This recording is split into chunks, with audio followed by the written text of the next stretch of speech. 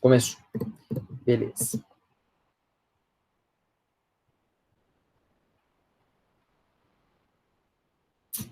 Bom. Vamos lá. Bom, aula passada, vamos fazer um rememberzão aqui, ó. Na aula passada, nós estudamos as geometrias moleculares.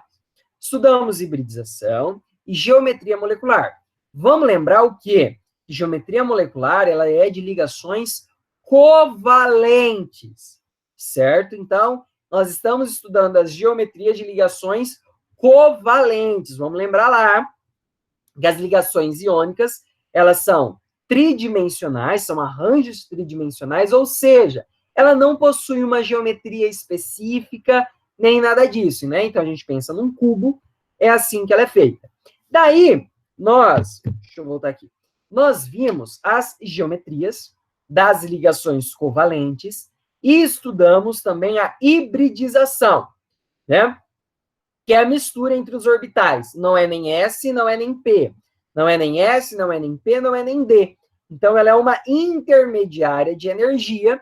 Nós vimos a SP, SP2, SP3, SP3D e a SP3D2, que são as 5 principais arranjos tridimensionais ou os principais pares eletrônicos. Então, quando nós estamos falando de uma SP, nós estamos falando de uma geometria linear. Olha a geometria linear aqui, bonitona. E essa geometria linear, ela possui ângulos de quanto? 180 graus. Lembra que é um máximo de repulsão possível que nós temos. Vamos voltar aqui. Ó. A linear é o máximo de repulsão possível que nós temos aqui, é 180 graus. E é uma SP. Daí nós vimos a trigonal plana, ok? Então, ela é SP1D2, que é SP2, então ela possui, ó, 3 átomos, o átomo central, e 3 átomos ligados a ele. Vamos lembrar, ângulo DDDD, 120 graus, tá? Aí nós temos os pares, tá? Então, quando não tem os 3 átomos, nós temos os pares ou as nuvens eletrônicas de uma trigonal, e só possui 2, angular. Certo? Daí nós temos a tetraédrica, olha só a tetraédrica aqui, ângulos de 109,5 ou 109,28 graus. Depende da nomenclatura que a gente vai usar, tá? Olha só, tridimensional, tetraédrica, se eu tiver uma nuvem piramidal trigonal, ou se eu tiver 2 nuvens eletrônicas, uma angular, ok? Tetraédrica, S, P1, P2, P3. Aí nós temos aqui a bipiramidal trigonal. Ó, no eixo X, nós temos uma trigonal. No eixo Y, nós temos uma linear. Então, entre as trigonais, nós temos 120 graus. E pensando entre uma linear e outra linear, 180, só que ela é cortada no meio, 90 graus. Então, ângulos de 120 e 90 graus. Daí nós podemos ter uma gangorra. Opa, em T sumiu? Nós podemos ter uma em T e uma linear também. Daí nós tivemos a octaédrica. SP1, SP1, P2, P3, D1, D2. Tá? Ângulo sempre de 120, porque, ó, eixo X, 180, 180, 180. E essa é a octaédrica, ela pode ser piramidal quadrada, quadrada plana, ok? E esses são os ângulos dela que nós trabalhamos aqui, alguns exemplos e tudo mais. Isso é um remember que nós estamos vendo. Só que essas ligações, ou seja, só que essas geometrias, elas possuem polaridade, certo? Então, nós temos polaridade entre elas. Polaridade, ora positiva, ora negativa. Então, nós temos que aprender a trabalhar com essas polaridades, ok? Daí nós temos a ligação iônica. A ligação iônica, ela é fortemente polar. Ou seja, ela possui negativo e ela possui negativo. Íons, cargas, nós temos cargas positivas e nós temos cargas negativas. Então, toda vez que eu estiver falando ligação iônica, sempre, ligação, uma polaridade polar. Então, na ligação iônica, nós não temos muito o que discutir. Nós vamos discutir sobre a ligação covalente. E o que vai mandar na ligação covalente? Ligação iônica cargas, cátions e ânions. O que vai mandar na ligação covalente é a eletronegatividade. Lembra dela? Eu acho que você lembra dela, ok? Eletronegatividade. Chaves, eu não lembro. Volta para a aula de tabela periódica, que está lá, estou explicando o que é eletronegatividade. Mas, Chaves, não dá para voltar agora. Então, eu vou te explicar. Eu vou te explicar, meu caro amigo, o que é eletronegatividade. Eletronegatividade é a tendência de um átomo de atrair para si a nuvem dos pares eletrônicos. Ou seja, cerveja. Quando nós temos lá o FON, né, aquela fila de eletronegatividade, quer dizer o quê? Que o flúor, ele tem a tendência de atrair para ele o oxigênio muito maior do que o oxigênio tem do flúor. Ou seja, tem os dois aqui bonitão. Esse é o lado do flúor, esse é o lado do oxigênio. Na hora que eu junto, era para ficar no meio não tem polaridade, só que o flúor é mais eletronegativo, ele acaba puxando mais para o lado do flúor. Essa é a ideia de eletronegatividade, ok? Então, a primeira é quando nós trabalhamos com moléculas apolares. O A. O que é esse A? Não. Então, sempre confundia no ensino médio. Mas, pera, o que é polar? O que é apolar? Simples, gente. A. Toda vez que vocês verem A na química, quer dizer negação. Então, apolar, não polaridade. Ou seja, ela não tem polaridade. Então, não tem cargas ali mandando. Então, toda molécula apolar é quando eu possuo átomos com a mesma eletronegatividade. Ou seja, eu tenho a junção aqui. Opa, vem para cá? Não. Vem para cá? Não. Por quê? Porque é a mesma polaridade. Então, não vai nem para um lado de um, nem para o lado do outro. Né? Fica neutro. Por exemplo, um exemplo bem besta. Você namora, vamos passar o Natal aonde? Na casa da casa do pai do cara ou do pai da mina? Não. Né? Quem manda mais aí na relação? Ah, não. Agora eu vou passar lá na casa do pai do meu namorado. Por exemplo. Então, você tendeu para o lado do pai, né? Para o lado do homem. Ah, não, vamos para o lado da minha esposa, para o lado da mulher. Ah, não vamos nem para um lado nem para o outro, vamos ficar em casa só eu e minha esposa e acabou. Opa, não foi nem para um lado nem para o outro, ficou no centro. Então, apolar, não possui polaridade. Quem não possui polaridade? Átomos que possuem a mesma eletronegatividade. Tá, então, Cl2, N2, O3, porque não tem nada que puxe alguém, tá? Polar, olha polar. Polar não tem não, então possui polaridade. Para possuir polaridade, eles precisam ter o quê? Diferença de eletronegatividade. Então, se eu tenho diferença de eletronegatividade, vai tender para algum lado. Opa, vem para cá? Não, vem para lá. Beleza? Então, precisa ter eletronegatividade.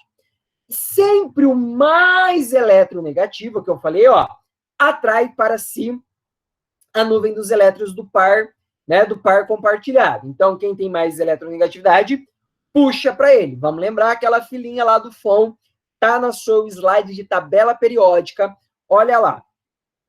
Certo? Nós representaremos polaridade pela letra grega delta minúsculo, seguidos por sua carga. Quem é o delta minúsculo? Olha só o delta minúsculo aqui, ó. Bonitão aqui. Então, ó, HCl.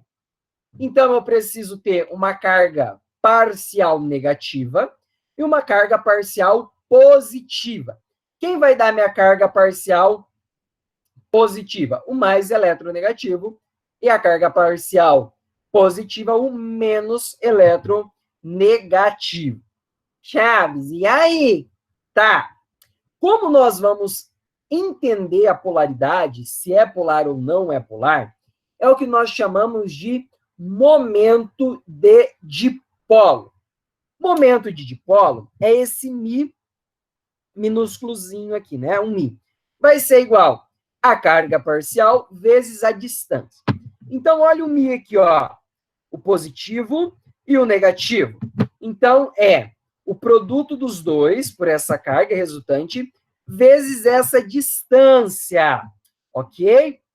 Mas, gente, a gente não vai ficar fazendo conta com isso.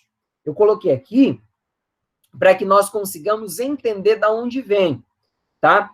E esse momento de dipolo, nós vamos usar vetores. Alô, física! Alô, física! Eu preciso de você! Vou precisar da minha amiga física agora. Por quê? Porque eu preciso saber soma vetorial. Lembra dos vetores? Cabecinha da bundinha somando, tal. Lembrou dos vetores? Já sei que o professor, eu acho que é o Ricardo, já deu vetores, que é a primeira matéria, eu olhei lá. Então, vocês estão, ó, chuchu teté em vetor. A gente vai usar os vetores aqui, hein? Vamos usar o vetor aqui.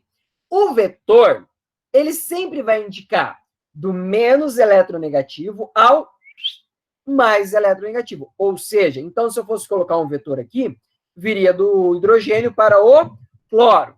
Vetores, vamos lembrar. Alô, física! Alô, física! Então, vou precisar da física, vou precisar de somas vetoriais aqui para nós. Aí, lembra lá o momento de dipolo? Olha o mizinho aqui. Se, lembrando que sempre vai ser um vetor, vários vetores, ok? Né? Dentro do menor de eletronegatividade para o maior de eletronegatividade, vai representar um vetor. Se o momento, se a soma vetorial der zero, quer dizer que é apolar. Ou seja, a cerveja não tem um momento de dipolo. Se eu não tenho momento de dipolo, apolar, vamos lembrar, apolar, não polar, não possui polaridade. Daí eu vou ver aqui o CO2. Carbono menos eletronegativo que o oxigênio. Então, do carbono para o oxigênio, fiz a polaridade aqui. E aqui, do carbono para o oxigênio. Alô, física! Ó, mesmo tamanho, os dois vetores. Mesmo tamanho aqui, mesmo tamanho aqui. Alô, física! Olha só. Se eu tenho vetores de mesmo módulo, opa, não sei fazer isso, calma. Eita. Em sentidos opostos, na hora que eu somar, o que acontece? Anula. Então, esses vetores vão se anular. Opa, os vetores se anularam? Se anularam. Ótimo. Anulou os vetores, momento de dipolo igual a zero. Se eu tenho um momento de dipolo igual a zero, eu tenho uma molécula apolar. Olha só. Olha aqui. Boro e fósforo. Vamos lembrar, boro mais eletronegativo que o fósforo. Então, olha o vetor daqui para cá. Olha o vetor daqui para cá. Olha o vetor daqui para cá. Vocês percebem que todos os vetores estão saindo do boro? Então, tem o boro e os três vetores estão para fora. Alô, física! Se eu somar estes dois vetores aqui, eu vou lá, regra do paralelogramo, lembra lá? Lembrou? Ou melhor, setinha na bundinha. Pego aqui, setinha na bundinha aqui, ó. Pego aqui, setinha na bundinha. Ou fizer aqui paralelograma. Gosto muito da apostila de vocês nesse sentido, tá? É muito legal aqui, ó. Olha só. Os dois aqui, ó, momento de dipolo 1, momento de dipolo 2, momento de dipolo 3. Olha o que eu vou fazer aqui. Olha só. Regra do paralelogramo. Tenho regra do paralelogramo, vai gerar um vetor. Para mim, o quê? Um vetor resultante, que é o amarelinho aqui. Olha só. Um vetor para cá, mesmo sentido, mesma direção, sentidos opostos. Eles vão fazer o quê? Se anular. Ou seja, se anulando, momento de dipolo igual a zero. Igual a zero. Momento de dipolo igual a zero, molécula apolar. Não polar, não possui polaridade. Aqui na tetraédrica, mesma coisa. Tem os três aqui.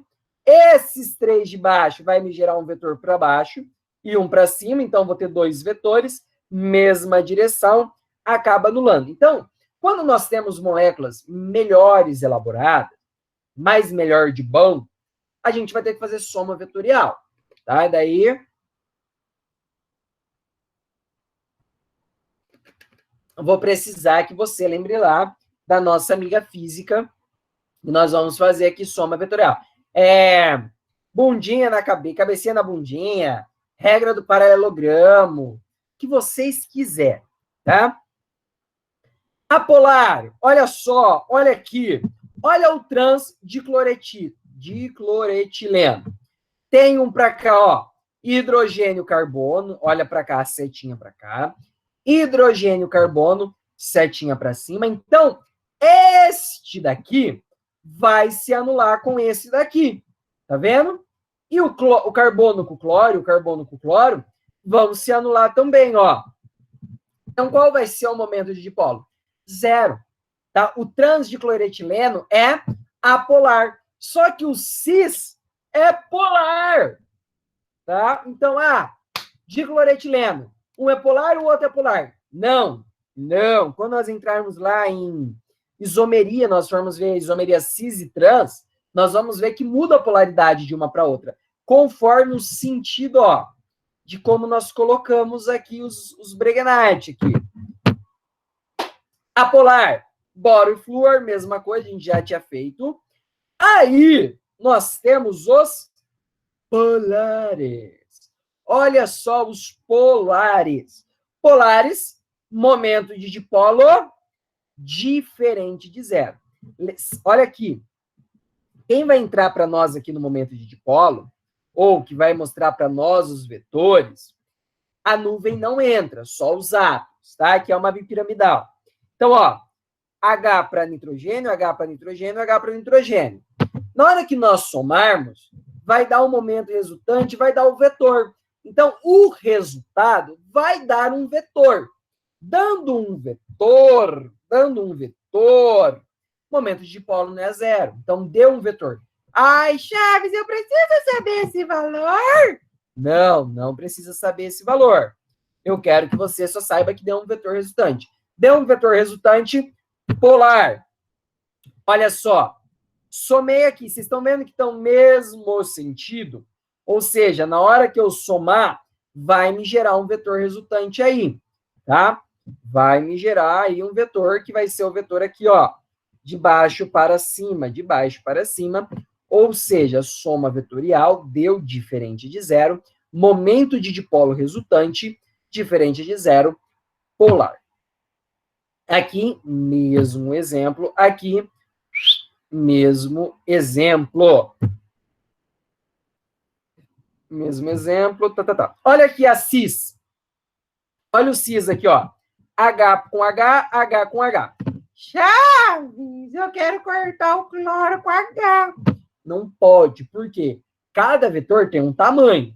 A gente não está relacionando esse tamanho desses vetores, né? Eu não estou trabalhando com o tamanho desses vetores. Mas você tem que ter tutano e saber que de um elemento para o outro possui um valor diferente, ou seja, a magnitude desses vetores são diferentes, tá? Então, por isso que não dá para anular nada aqui. Olha só, dá um vetor resultante. Então, o cis, que é esse daqui, é diferente do trans. cis e trans, um polar e o outro é apolar. Observations. As cores das moléculas que a gente está vendo, essas cores aqui, ó, essas cores bonitonas, eu não falei porque eu vou falar agora. Ah, achou que eu não ia falar, né? Achou que eu tinha esquecido, não tô ficando velho, não. Significa um mapa de potencial eletrostático das moléculas, onde temos os pontos onde há maior densidade eletrônica. Então, essas cores, cada cor vai representar uma densidade eletrônica maior. Observem aqui que, ó, que a densidade eletrônica aqui está muito maior que a densidade do cloro, ó. Tá vendo que ele é mais cabeçudo do que a do hidrogênio? Então, né, o momento de dipolo é muito menor. E se nós observarmos, Chaves, não sei se é polar ou apolar, tá? Olha aqui, vocês estão vendo que nós temos uma desigualdade? Tá vendo que o desenho dessas cores são desiguais? Olha aqui, tá vendo que tem uma igualdade? Se nós cortarmos aqui no meio, ó, vai ser igual um lado do outro, tá? Então, ó, são iguais essas cores aqui. Eles são difíceis até um pouquinho de entender, mas depois de um tempo você vai pegar o jeito. Olha aqui, aqui em cima está muito menor do que aqui dos lados, né? Ou seja, nas laterais. Então, a polar. Olha aqui a polar, desculpa, polar. Olha a polar, tá vendo que esse mapa, né, esse potencial, ele é meio que homogêneo entre toda a molécula? Então, ele é apolar. Vamos ver se tem mais, ó. Homogêneo, apolar. A gente estuda isso bastante na graduação, mas a nível de ensino médio é só por uma curiosidade. Daí vamos entrar em algumas OBS. Chaves, não quero decorar vetor, é muito chato, tá. Beleza, guarda isso com você. Hidrocarbonetos, apolares. Então, todos os hidrocarbonetos são apolares, ou seja, não possuem polaridade. A gente vai estudar hidrocarbonetos. Quando voltarmos hidrocarbonetos, a gente estuda eles together, juntinho.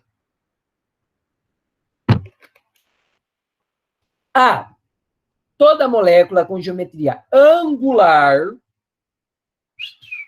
ou piramidal é polar. Então, você bateu lá, é angular, é piramidal, polar. Não precisa nem ficar fazendo negócio de vetor nem nada. Angular, piramidal, polar.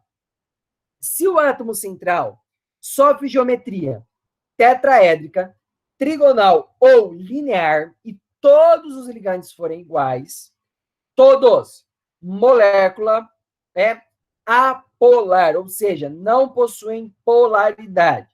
Se pelo menos um ligante for diferente, será polar, gente, ó. Vou corrigir agora que eu vi. É polar aqui, tá? Será polar. Esquece esse azinho aqui. Então, angular, piramidal, polar.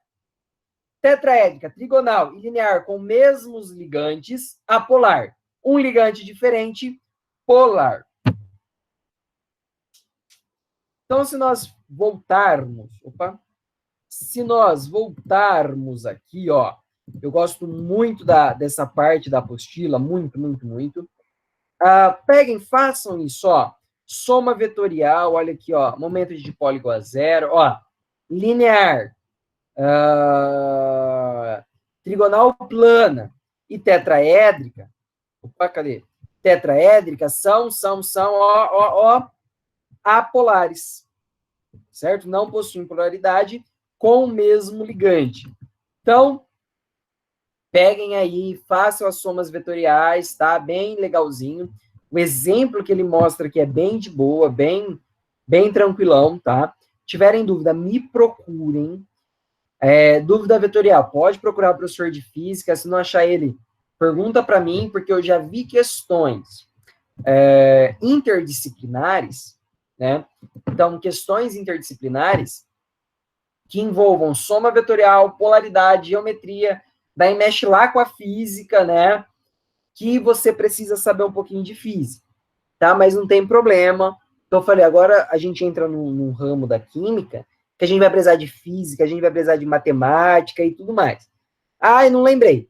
O negócio da física ou da matemática. Sem problema, vamos lembrar. Vamos partir para o pau.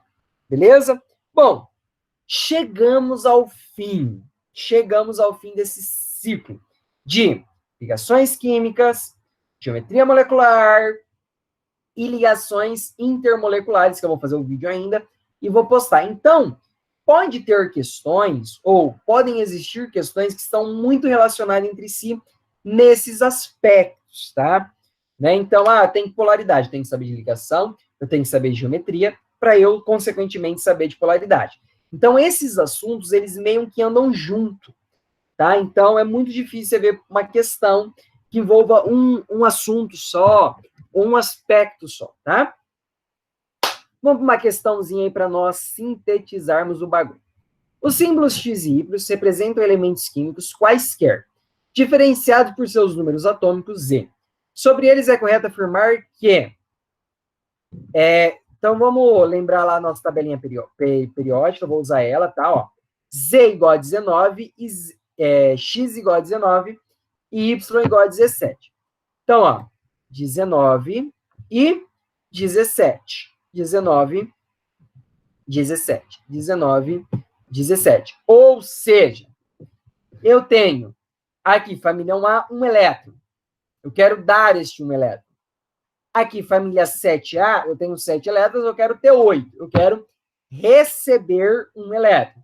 Então, ó, um quer doar um elétron, outro quer receber um elétron. Logo, é uma ligação iônica. Então, essa questão cai por terra, devido ao que ele fala que é uma ligação covalente. Não, é uma ligação iônica. Então, a 1, beijo, tchau, até a próxima. 2. Se X e Y estão bem afastados da fila de reatividade química, e X e Y tem um elétron e 6 elétrons na camada de valência, respectivamente. Ok? Então, um elétron, eu quero doar um elétron, e Y quer receber 2 elétrons. Tá? Beleza. Então, a fórmula dele será XY2. Beleza, XY2, sem problema nenhum. Será? Olha só, Y tem 6 elétrons. 6. 7 e 8. Ele precisa receber 2 elétrons. Então, na verdade, a fórmula seria X2Y. Tá? Então, por isso que está errada a 2. Ok? 4. O átomo do elemento 20 com o número atômico 20 e o número atômico 7, vamos ver, número atômico 20, 2A, número atômico 7, 1, 2, 3, 4, 5. 5A, né, que é o nitrogênio, e o Ca. Então, Ca2 mais, e N, 1 menos. Oxe, Ca2 mais, porque ele vai dar 2 elétrons, e N1 menos, porque ele vai pegar um elétron, ok? Fórmula molecular X3Y4? Não, né, gente? Porque, ó, X2 mais, vamos lembrar lá, que eu não tenho como escrever isso daqui para vocês. Então, ó, X2 mais, Y1 menos. Cruzamento de carga. Então, não é X3Y4. Beleza? Agora, vamos lá. 8. Pela configuração eletrônica da última camada dos elementos X e Y, então X, um elétron, Y, 1, 2, 3, 4, 5, 6. 6, ligação iônica, tá? Y, X, 1 mais, Y, 2 menos. E ele precisa de 2 elétrons. Ó, cruzamento de carga. Então, X2Y. Então, a gente vai ter a 8 como verdadeira. E a 16, X igual a 1, Y igual a 11, 37 e 55. Se vocês observarem, 11, 57, 11, 37 e 55 são todos halogênios. São todos alcalinos que estão fazendo ligação com hidrogênio. Tá? E são todos hidretos metálicos. Sim, hidretos é uma função inorgânica que nós acabamos não estudando nas nossas aulas devido ao tempo.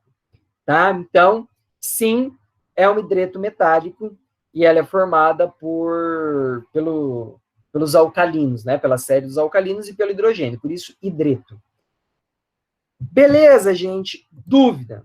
Vou abrir aí 2 minutinhos para dúvida, alguma coisa que a gente já vai começar um novo assunto, que é o assunto de soluções.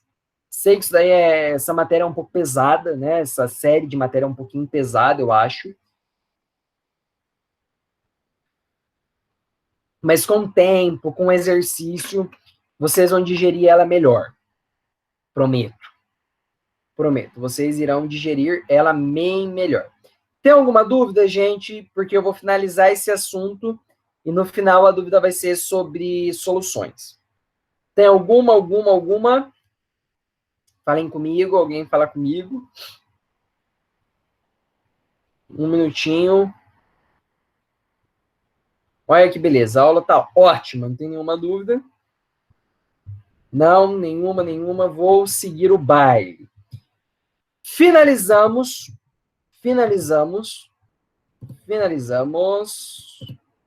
Unidade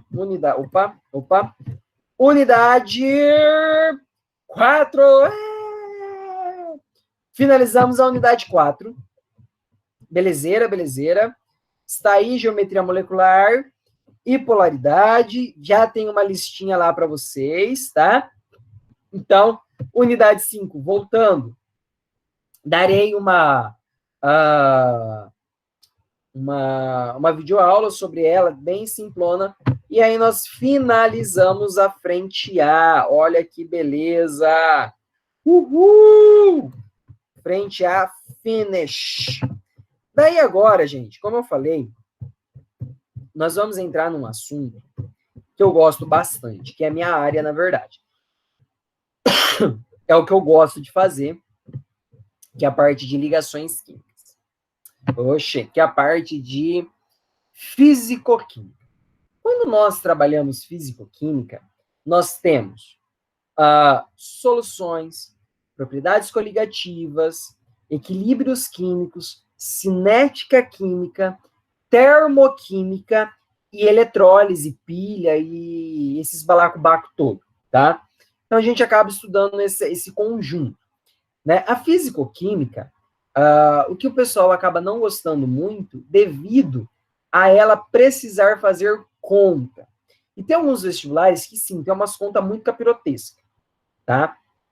Então, o nosso primeiro assunto de fisicoquímica é o mais pesado, não pesado de conteúdo, mas é o mais longo, é o que tem mais conceito. Os outros vocês vão ver que é bem rapidinho. Então, vou dar um assunto por aula, acabou o próximo, e assim por diante, tá? Então, o nosso primeiro assunto é sobre soluções. Então, nós vamos estudar agora, essas 2, 3 semanas, soluções. Então, a gente vai começar aqui na unidade 3, volto para a frente B.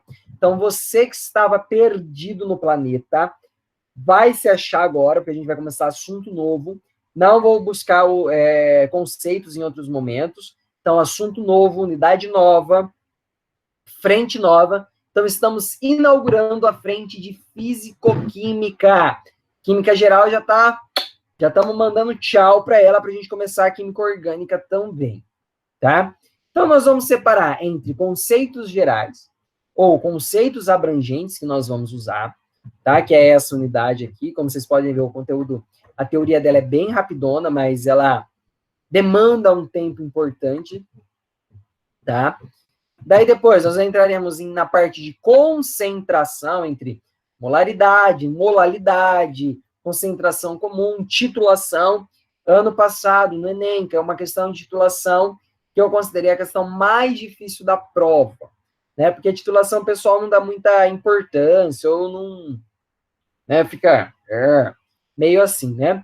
Então, semana que vem nós vamos entrar, o assunto já em concentração das soluções, e vamos entrar um pouquinho na parte de mistura, tá? Que é a última unidade, diluição, concentração e mistura. Então, essa aula nós vamos separar em 3 blocos. Conceitos gerais, concentração, estudo das concentrações, que a gente tem muitas formas de representar as concentrações, e a parte de diluição e mistura. Beleza, gente?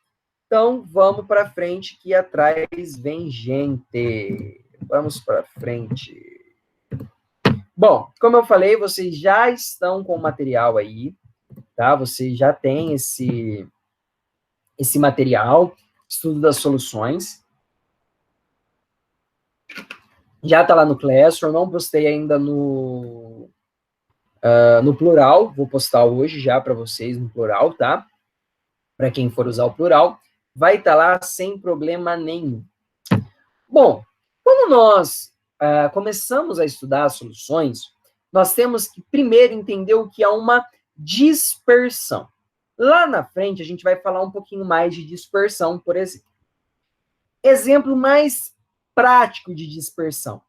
Se você tem sua pele aqui, ó, sua pele, e você joga purpurina na pele, purpurina é um trem que não sai por nada nesse mundo.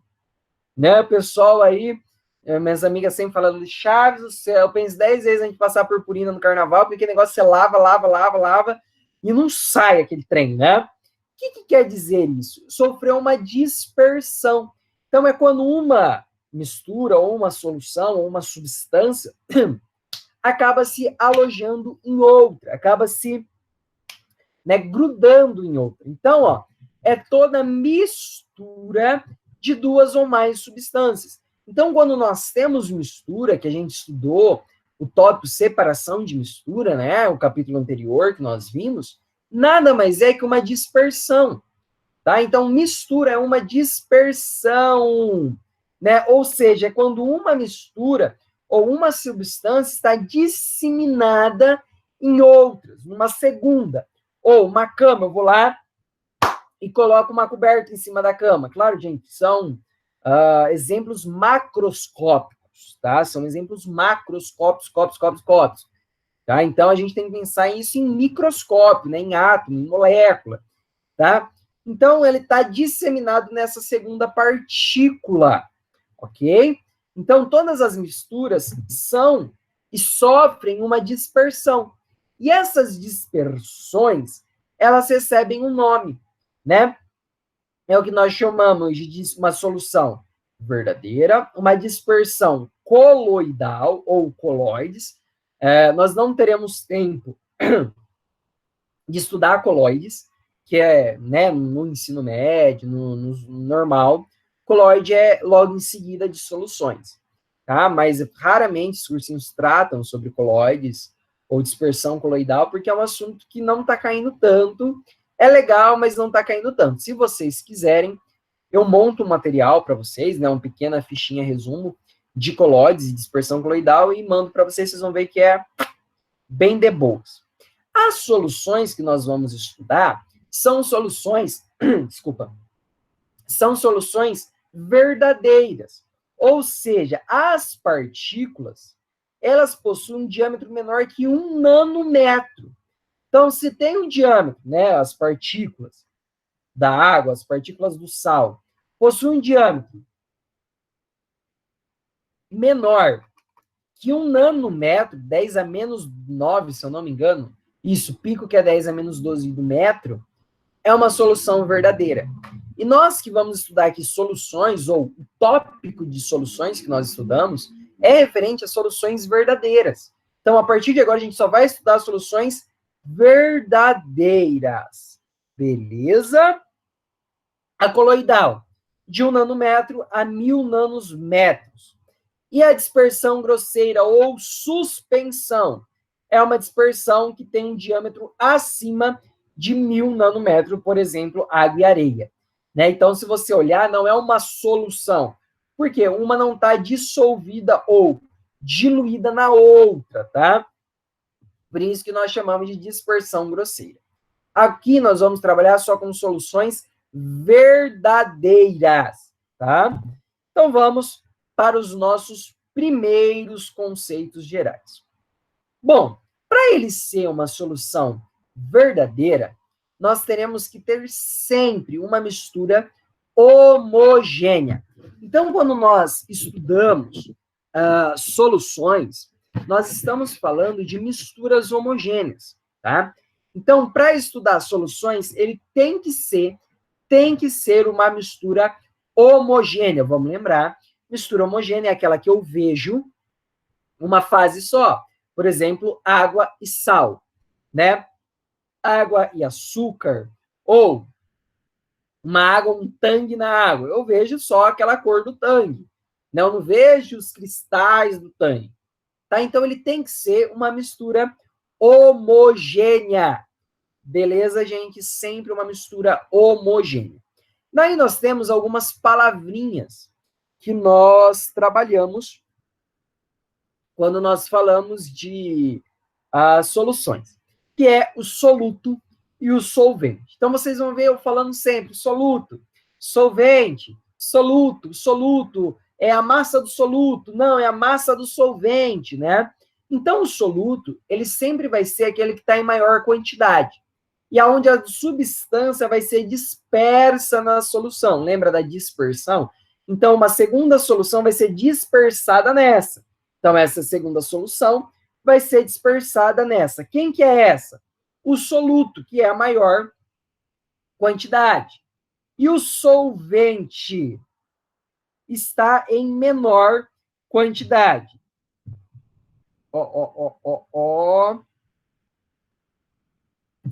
Tá trocado, gente. Agora que eu percebi. Está trocado. Ah, não. Falei. Tá escrito certo e falei errado. Desculpa. Volta. Li errado, na verdade, né? O soluto é aquele que vai ser dissolvido. Por exemplo, o sal. Então, ele está em menor quantidade. Eu tinha lido maior aqui. Agora que eu parei para pensar, falei, ué, tá errado. Não, desculpa. Soluto vai ser aquele que está em menor quantidade. Por exemplo, o sal. Então, é o soluto que vai ser dissolvido. O solvente, ele que possibilita a dissolução. De quem? Do soluto. E ele sempre está em maior quantidade. Então, o solvente, maior quantidade. Se nós lembrarmos, quem que é o solvente universal? Água. Então, esse é o solvente, a água que está aqui na minha garrafinha rosa, que é da minha irmã, na verdade. Se eu jogar sal, açúcar, limão, qualquer coisa que esteja aqui, ele vai ser o soluto. Solvente é quem vai possibilitar a dissolução, né? Então, esse pequeno fluxograma vai trazer para nós isso. Então, eu tenho uma mistura, tá? Ela pode ser homogênea ou heterogênea. Daí nós estamos trabalhando com misturas homogêneas, que também podem ser tratadas e trabalhadas como solução, tá? Então, também são denominadas como solução. A solução, ela tem um solvente e ela tem um soluto, tá? Solvente, aquele que vai possibilitar a dissolução, ele sempre está em maior quantidade, e o soluto em menor quantidade. E nós temos o solvente, que nós sempre trabalharemos, que nós falamos, é o solvente universal. Quem é o solvente universal? Água. Tá? Então, toda vez que nós formos falar em água, nós estamos falando de um solvente universal. Eu vou só sair aqui para eu ficar espertinho aqui com a hora. Fazer um combinado, gente, quando faltar aí 5 minutinhos, vocês mandam para mim ali no chat tempo, porque eu me perco aqui, eu não estou conseguindo enxergar. Mandem tempo que chega o barulhinho da mensagem. Daí eu já escuto e já sei que já deu tempo. Senão eu vou falando, eu fico aqui, a gente fica aqui até meia-noite. Tá? Então, primeiro conceito que nós trabalhamos. Soluto e solvente. Solvente, maior quantidade, vai possibilitar a dissolução. Soluto, menor quantidade, é o que vai sofrer a dispersão. Agora, nós queremos entender como ocorre esse mecanismo de diluir ou dissolver alguma coisa. Tá? Então, como isso acontece? Tá? A gente faz isso na vida, mas agora a gente quer entender quimicamente como eu consigo diluir alguma coisa. Essa é a ideia. Opa, como que eu vou diluir isso daí? Ou como funciona esse processo de diluição? É isso que eu quero saber, tá? Nós vamos sempre falar aqui líquido-líquido, tá? A gente vai fazer esse mecanismo de dissolução entre líquido e líquido. Beleza. Daí eu vou pegar 3 protagonistas: água, álcool e gasolina. Água, álcool e gasolina. Beleza. Vamos tentar entender, gente, agora, microscopicamente, como acontece. Como que está a água, como está o álcool e como que está a gasolina. Se nós lembrarmos lá da ligação química, nós vamos lembrar que a água, ela possui aqui, ó o que ela possui aqui, uma estrutura angular. Nós vamos lembrar que angular é polar, vamos lembrar de polaridade. Então, essa molécula é uma molécula polar. A molécula da água, ela tem polaridade, polos positivos e polos negativos, a molécula em si, tá? Essas moléculas de água, elas vão se ligar com fontes de hidrogênio, que é esses rosinhas aqui. Vamos lembrar o seguinte, gente, ponte de hidrogênio é uma ligação intermolecular.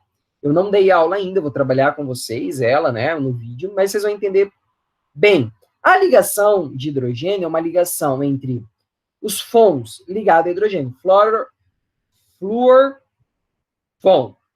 oxigênio e nitrogênio ligado a hidrogênio. É uma ligação forte, é uma interação forte entre moléculas, mas na aula a gente vai ver. Então, o que a gente precisa entender, né?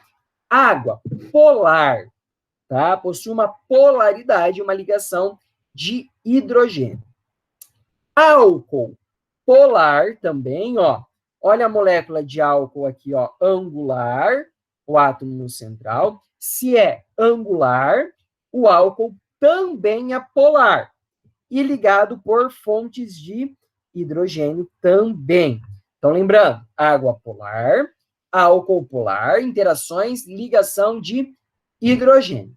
A gasolina, ela é apolar. Apolar. E nós vamos ver, na aula de ligações intermoleculares, que toda molécula apolar, ela possui uma ligação de Van der Waals ou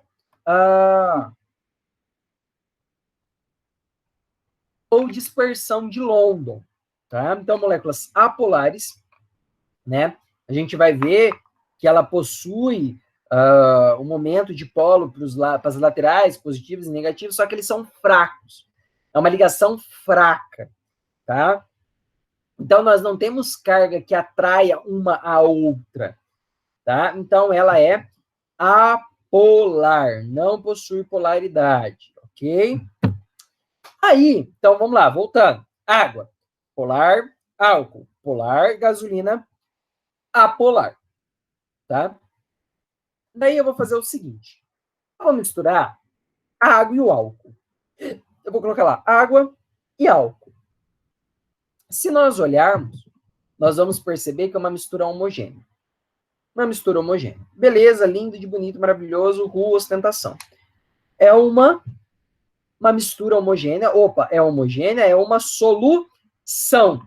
Por que acontece isso microscopicamente? Lembra que as duas são polares? Olha só, esse hidrogênio aqui está se ligando com esse oxigênio. E se nós voltarmos, está vendo que é hidrogênio ligado a oxigênio? Hidrogênio ligado a oxigênio? Então, o que vai acontecer? Eles possuem força suficiente para uma molécula romper a outra, romper as ligações intermoleculares. E elas acabam se ligando. Olha só, tá vendo que eu possuo uma ligação aqui? Então, por isso que ela é homogênea. Então, as ligações das moléculas do álcool se fundem por ligações intermoleculares com a da água. Então, por isso que nós temos uma interação homogênea. Então, quando eu falei lá em misturas homogêneas, quimicamente é isso que está acontecendo. Então, eu estou explicando para vocês, quimicamente, o fenômeno que está por trás, né, das ligações.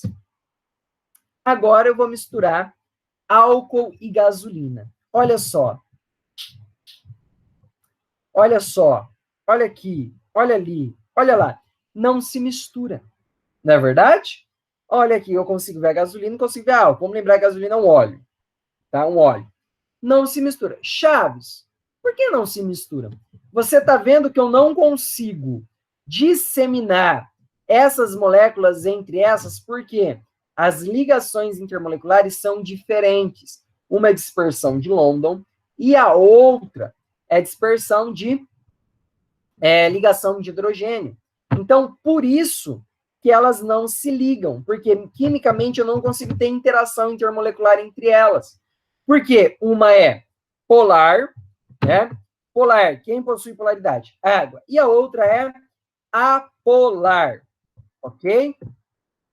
Concluindo, o mantra das soluções, mesma polaridade, semelhantes dissolvem semelhantes. O que quer dizer isso? Polaridades iguais dissolvem polaridades iguais. Ou seja, para eu dissolver polar, eu preciso de um polar. Para eu dissolver um apolar, eu preciso de outra substância apolar. Ou seja, polar dissolve polar. Apolar dissolve apolar. Então, quando nós estamos trabalhando com mistura, nós estamos trabalhando com duas substâncias, um solvente, né?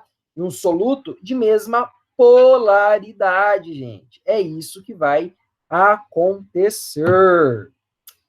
Dissolução do sal comum em água.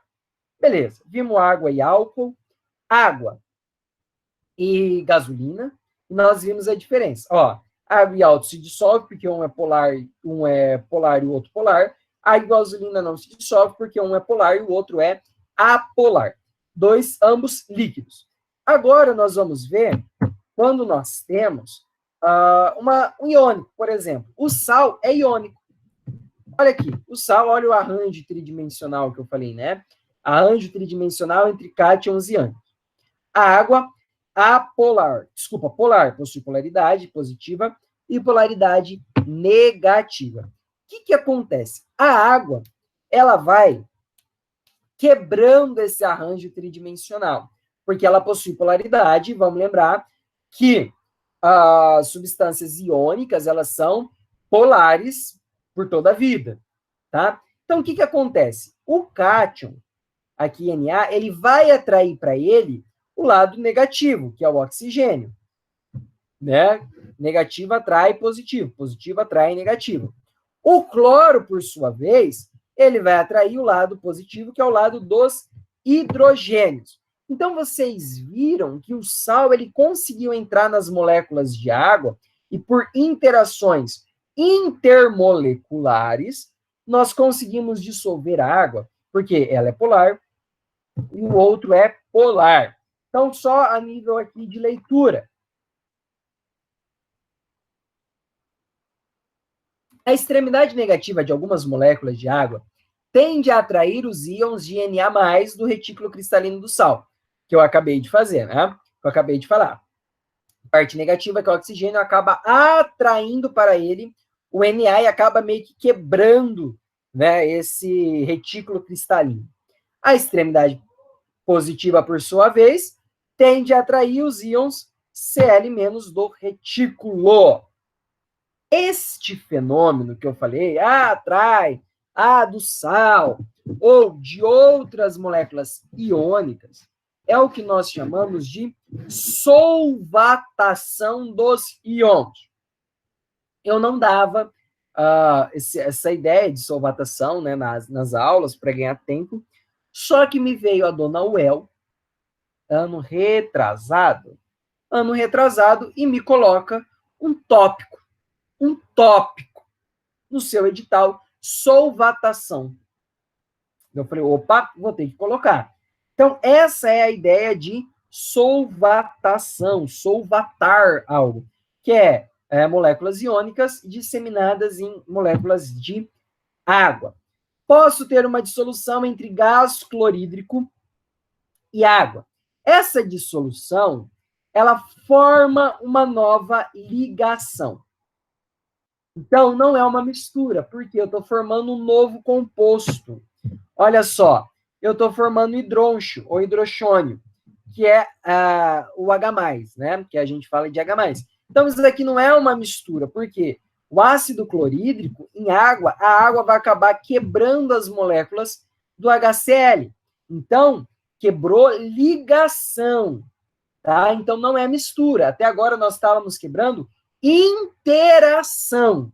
São coisas, ó, distintas. Então, vamos prestar atenção nisso.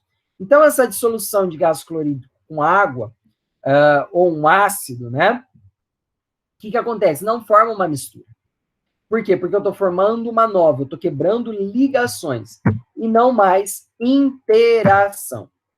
Concluindo, essa ideia do mecanismo, ou como acontece.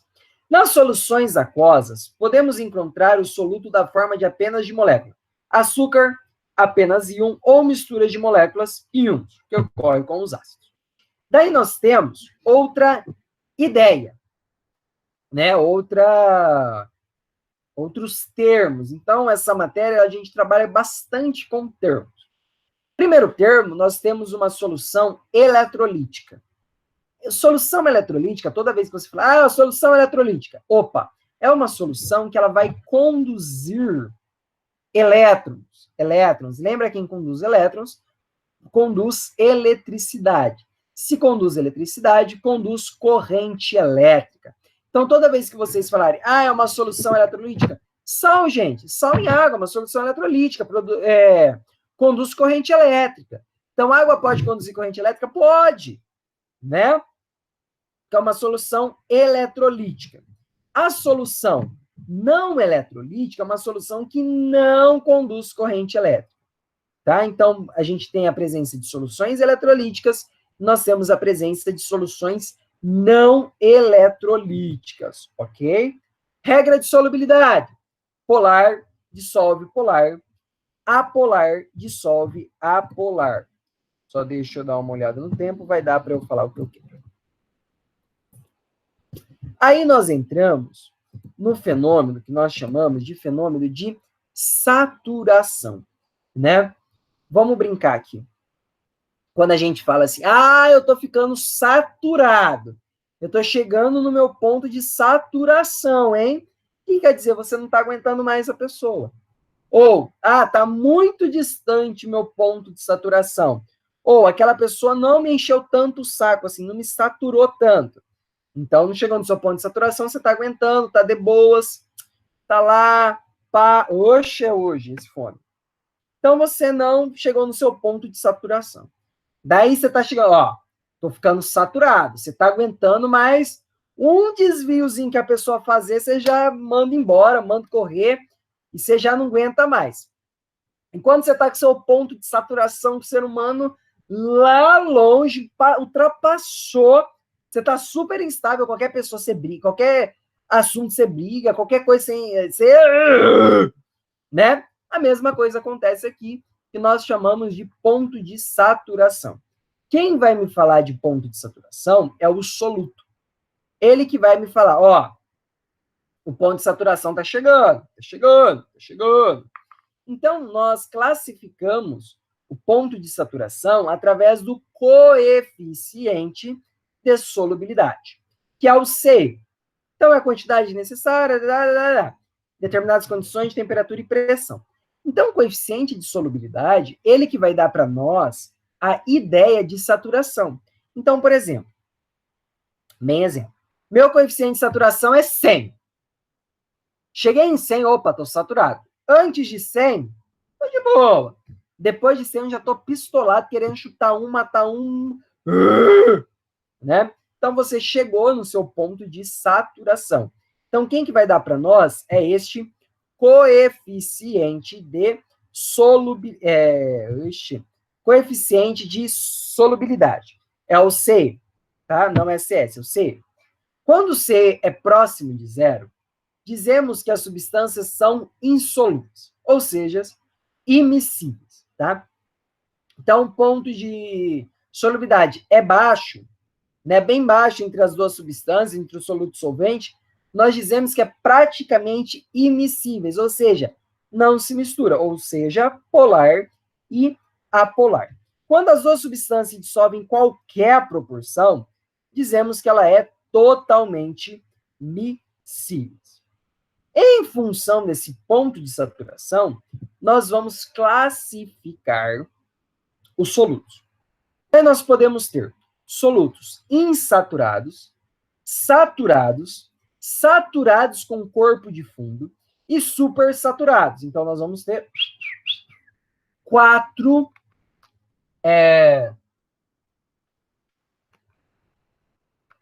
classificações. Então, por exemplo, a água, aqui, ó, vamos pegar aqui 100 gramas de H2O a 20 graus Celsius, lembra, a temperatura e pressão nos interessa. Solução, né, o ponto de solubilidade da água com NaCl é 36 gramas. Então, se eu colocar 36 gramas de NaCl, vai estar saturada. Se eu colocar antes que isso, ou seja, menos que 36 gramas, está insaturado. Então, ele vai se dissolver, né? Vai se dissolver ali bonitão. Coloquei lá 20 gramas, 10 gramas, 25 gramas, vai estar bom. Ele vai se dissolver belezinha. Por quê? Porque é uma solução insaturada. Ou seja, o coeficiente de solubilidade está menor, né? Então, é menor do que o permitido. Solução saturada é quando eu tenho exatamente igualzinho a quantidade de soluto permitido para saturar. Então, é 36 que ele fica saturado, ou seja, é 36 gramas que você está louco já.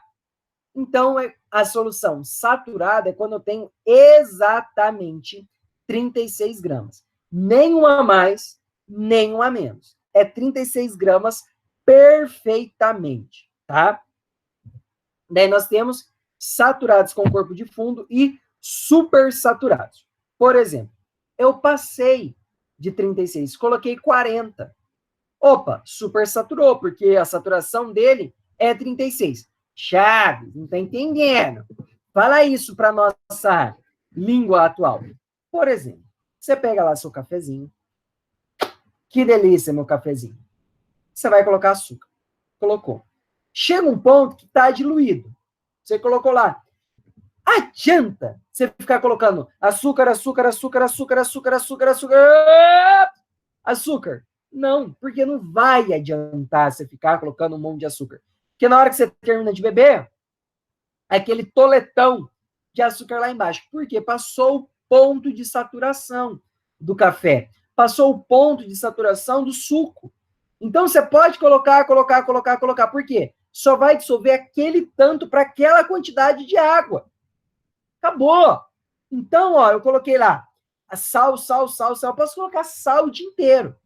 Passou de 36 gramas, ele não vai aguentar mais. Não vai ter mais como eu colocar sal. Não vai diluir. Você pode mexer. Não vai diluir. Por quê? Porque passou o ponto de saturação. Daí, o que eu vou fazer? Colocar mais água. Daí é o que nós falamos de diluição. É que isso é a ideia de diluir uma substância, tá? Então, vamos tomar cuidado com isso. Insaturado, tenho, né, menos do que o ponto de saturação. Saturado, eu coloco exatamente a quantidade de soluto. E supersaturada, ou saturada com corpo de fundo, nós temos a presença de, né, ultrapassou a quantidade, ou seja, ultrapassou os 36 gramas de NaCl, tá? Olha aqui, Chaves, passou aqui, ó. Ó, passou, mas não tem nada. Por quê? Elas é extremamente instável. Então, da hora que você mexe, parece que diluiu. Do nada, blum, cai. O que é isso daqui? Corpo de fundo. Ou corpo de chão, corpo de fundo. Quanto de corpo de fundo? 40 gramas. Então, mexi, ficou insaturada. Ficou supersaturada. Parei de mexer, opa, ficou corpo de fundo. Então, o corpo de fundo com a supersaturada, elas são praticamente a mesma. Então, quando aparece aqui, nós damos o nome de corpo de fundo. Mas a corpo de fundo é uma supersaturada. Então, olha aqui. Ponto de saturação. Antes, solução não saturada ou insaturada. No ponto de saturação, solução saturada ou estável.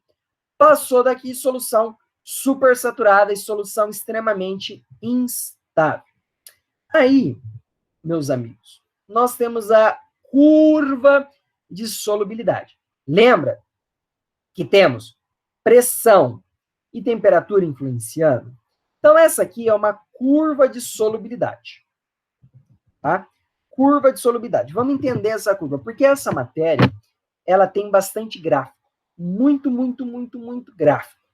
Aí eu quero que vocês entendam esses gráficos. Então, no eixo X, eu tenho a temperatura, né, das abscissas, nós temos a temperatura, e no eixo das ordenadas, nós temos o coeficiente de solubilidade. Coeficiente de solubilidade quer dizer a quantidade em gramas para 100 gramas de água.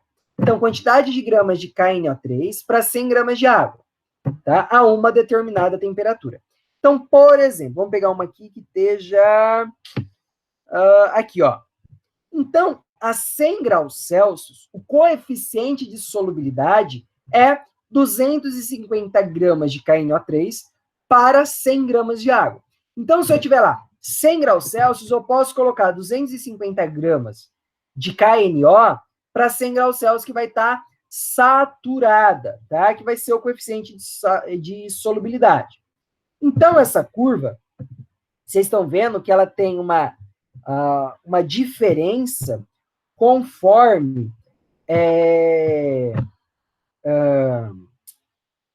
a variação da temperatura. Então, quando eu aumento a temperatura, eu estou aumentando a curva de solubilidade. Daí, nós temos 3 pontos aqui. Z, Y e X. Se eu pegar uma amostra aqui no eixo X, ou toda essa região em laranja, quer dizer que qualquer ponto aqui, ela é não saturada ou insaturada. Então, por exemplo, peguei aqui 60 graus, 20 gramas. Opa, é insaturado. Mas 60 graus, 140 coeficiente de solubilidade é supersaturada. Então, abaixo da linha do coeficiente de solubilidade, ela é insaturada. Acima da curva, ela é supersaturada. E na curva, ela é saturada. Então, se eu pegar para analisar esse ponto em vermelho, tudo que está para baixo, ou todos os dados abaixo dela, é insaturado. Acima, supersaturado e exatamente na linha saturado. Certo? Então, isso daqui mostra para nós essa ideia de saturado, insaturado, supersaturado, tá? Guys, eu vou parar por aqui, tá? Eu não vou entrar, porque se eu entrar, eu vou ter que terminar e a gente vai acabar passando o tempo, tá? Então, essa é a ideia principal que eu queria dar para vocês. Vocês já podem fazer essas atividades? Sim! Olha a ideia do gráfico aqui que eu passei para vocês. Ó, olha a ideia dos gráficos. Temperatura por coeficiente de solubilidade. Ó, temperatura. Então, cada substância, ela vai se comportar de uma forma diferente, tá? Ela vai, né? Então, ela vai ter essa ideia e essa forma diferente. Então, ó, então eu tenho essa curva aqui, insaturada, supersaturada essa região, e bem no meião dela é o que nós chamamos de saturação. Então, vamos fazer esse exercício junto? Vamos lá? Não estava no script, mas vamos lá. Um aluno do ensino médio, ao utilizar argumentos criativos para classificar uma solução, com base em seu coeficiente de solubilidade, apresentou a seguinte resposta. Solução insaturada, limonada com pouco açúcar. Né? Solução saturada, açúcar na medida certa, ou seja, tá ali, né, perfeito. E solução supersaturada, uma limonada em que se sente mais o gosto do limão, só do açúcar. Então, ou seja, tem muito açúcar.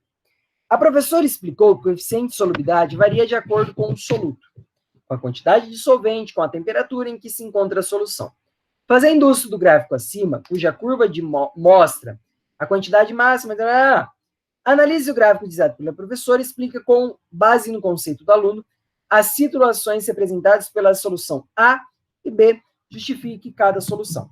Ou seja, tentem fazer esse exercício escrito, porque a aula que vem nós começaremos com exercício, tá?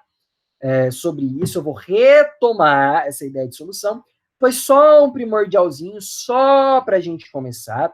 Peço que vocês façam os exercícios. Deixa eu parar só aqui de apresentar. Façam os exercícios. Dessa parte, esse módulo está liberado para vocês, tá?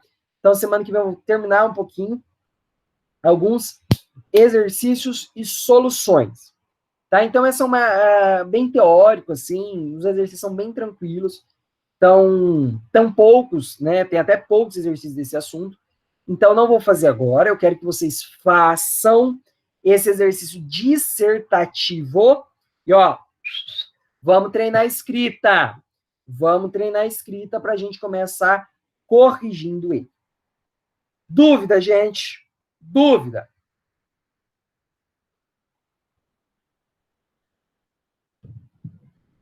Dúvida, dúvida, dúvida, dúvida, dúvida, dúvida.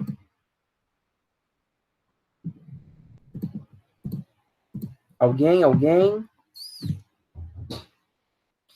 Gente, vou ficar por aqui então, tá? Foi muito conteúdo, muito assunto na cabeça de vocês. Então, vou deixar vocês digerindo um pouco, né, esse assunto. Foram assuntos completamente diferentes um do outro, tá? Semana que vem a gente retoma com muito exercício para vocês começarem a digerir, né? Porque eu brinco, eu não gosto muito de fazer exercício da aula na aula. Eu não gosto muito porque ali tudo é lindo, tudo é maravilhoso, né? Tudo é fantástico. Eu sempre gosto de fazer exercício da aula na próxima aula, tá? A gente já comentou porque vocês tiveram tempo de digerir a ideia, da gente retoma o assunto e taca-lhe pau, marcou velho, tá? Então, vou ficar por aqui. Se alguém tiver alguma dúvida, vou ficar aí os 10 minutinhos. Lá vão ter. Gente, obrigado pela companhia de todos. Beijo do gordo. Bom final de semana, bom meio de semana. Amanhã, monitoria. Quero todos lá. E é nóis. É isso aí, Bia. Esteja lá.